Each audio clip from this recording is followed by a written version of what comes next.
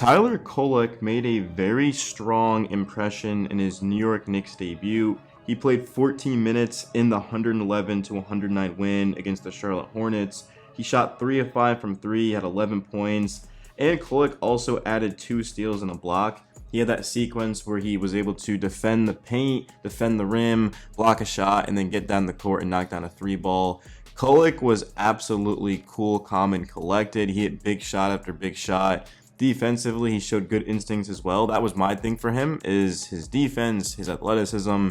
Is that going to be able to hold up at this level, at least this early? I mean, down the line, yeah, I have full faith in Tyler Kolek, but right now with the Knicks all in on a championship, can he contribute in the rotation? And although it's one game, and again, he only played in 14 minutes, but to me, Kolek showed that he should be a part of this rotation for a variety of reasons. So let's start off with the obvious, and that's his playmaking. So when we look at Miles McBride, we look at Cameron Payne, I think of those guys as more as scorers. Play the 2, play the 1. They're not pure playmakers. There aren't very many pure playmakers in the NBA, if we're being real. I mean, Kolek guys averaged almost 8 assists in college playing D1 basketball. I mean, nobody was even really close to that. I think he was like a point and a half higher than anyone else. I mean, Kolek is a legit passer. We know he can shoot the ball. We know he can score. We know he's clutch. He's played in big games, big moments, so he'll fit right in. Just what we need right now is offense. Defensively speaking, I think we're going to be perfectly fine. We've got a lot of good defenders on this team. But from an offensive standpoint, when Jalen Brunson was on the bench last year, we were just absolutely terrible. We didn't have anyone that could come in and score. And although Kolek is not known for his scoring, certainly he can score, as we saw last night, but his playmaking is going to open up everything else because he's going to make the right passes. He's going to be able to swing the ball across the court. He's just going to keep defenses on their toes. And his 3-ball certainly is something that we could use right now. And from what I saw last night, legitimately, Kolek looks like the answer. I know he's not going to be the answer because Tibbs, he's going to go with the veteran and Cameron Payne. But I think sooner rather than later, Tibbs will be forced to play Kolek, just like he was forced to play a young Emmanuel quickly, for those of you that remember that. That's just where I'm at right now. I think Kolek legit could help us shoot the basketball, play make, good defensive instincts. Yes, we played a Charlotte Hornets team and he was going up against their second unit.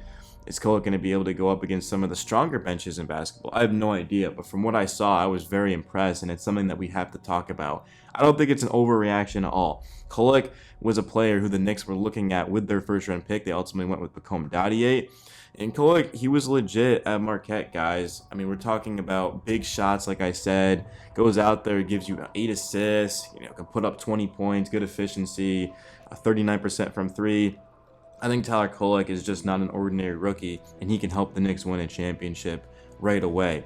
A great pick by Leon Rose to go get him in the second round. Landry Shamet, we're going to talk about him in a second here. Well, Shamet, he knocks down 4 threes. We saw what type of impact he made. He looked like Dante DiVincenzo out there, right, if we're being honest. And he could be our Devo replacement. And on a vet's minimum contract, that would be absolutely huge. So essentially, we trade Devo, we trade Randall for Karl-Anthony Towns, and then we bring in a guy who looks like he's going to be a legit sniper out there for us. Now, defensively speaking was my thing for Shamet, but last night, Shamet actually played very well defensively. Had a couple of steals, and he showed high IQ, good instincts, just like Tyler Kolek. I think those guys off of the bench with McBride, with Campaign, ultimately, and then, of course, we're going to have Precious Achiuwa and Jericho Simmons, but we can't run Deuce, Payne, and Kolek at the same time, which means that essentially who's going to get that backup point? Is it going to be Campaign or is it going to be Tyler Kolek? I do think Ariel Hukporti ultimately will get one of our roster spots just because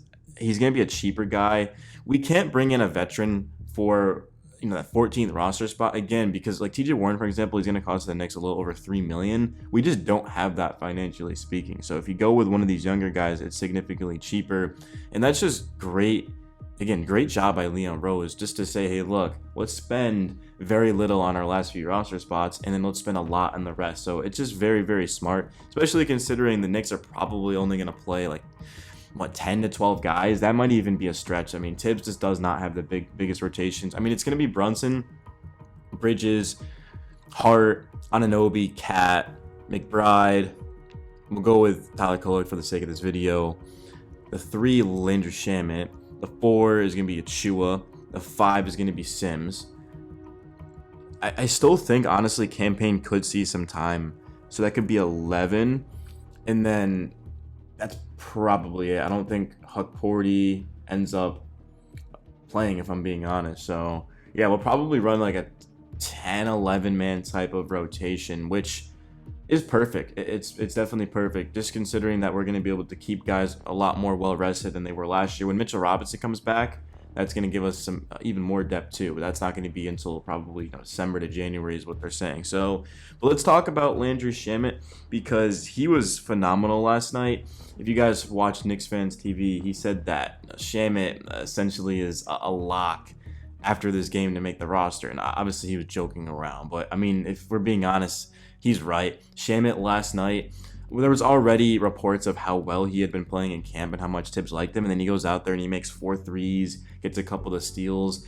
Jalen Brunson got off of the bench and was fired up when Shamet hit that pull-up 3 in transition, coming off of a turnover as well. I mean, Shamet, he looked legitimately like Dante DiVincenzo. A lot of you guys were commenting that, and I completely agree. Just his quick trigger, doesn't matter where he is on the floor. He's going to pull that top of the key in the corner.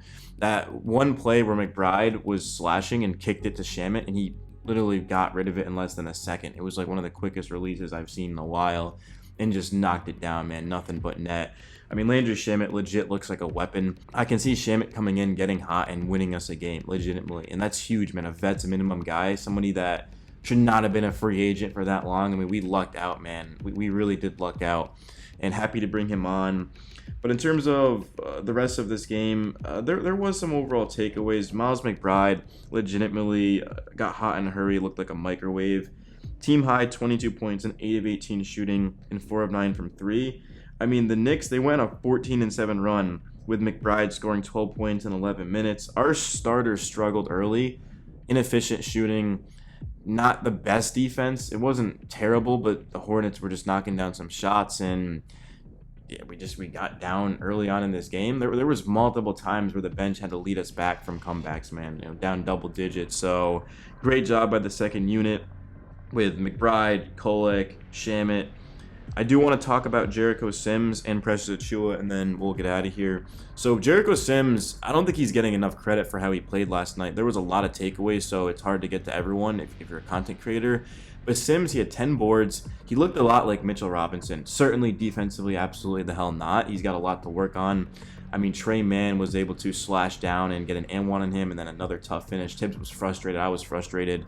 That's got to be cleaned up, his positioning. But in terms of offensive rebounding and his rebounding in general, Sims is going to be a huge weapon for us. I mean, the guy has a 44.5-inch vertical, and he somehow got even bigger, which is just ridiculous. And then Precious Achiuwa plays 33 minutes, 15 points, 2 assists, 5 boards, 2 steals, a block, stuffs the stat sheet. Did knock down a 3, which he banged in. But, I mean, guys, last season, one of our most efficient lineups was Achiuwa and Sims. We were close to a plus 10 when we rolled that out there. So I think these guys are going to be big for us until Mitch comes back, and I like it. Not I like it. I love this bench. I love this bench with Achiuwa, Sims, Payne, Kolek, and Landry Shamet.